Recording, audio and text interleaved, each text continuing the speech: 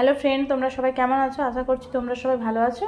এই দেখো দুপুরে রান্নাবান্না, এখানে ভাত হচ্ছে আর এখানে হয়েছে তোমার পেঁপে, মিষ্টি কুমড়ো, বিনস, এগুলো দিয়ে সব কিছু দিয়ে একটু ডাল করেছি। আর এদিকে দেখো ক্যাপসিকাম ছিল, ক্যাপসিকাম আর মাছ নিয়েছিলাম আজকে সকালে, মাছ দিয়ে ঝাল করেছি। কেমন লাগলো ভিডিওটা অবশ্যই জানাবে। আর এই দেখো এখনো পর্যন্ত কোনো কিছু কাজপত্র কিছু এখনও হয়নি, এখনও ঘরটার পোছা সব কিছু বাকি আছে। বা এবারে ঘরটা সব পোছা দিয়ে রান্না বান্না হয়ে গেলে পোছা টোছা দিয়ে একদম চান করতে যাব। চান করে এসে তারপর পুজো করব।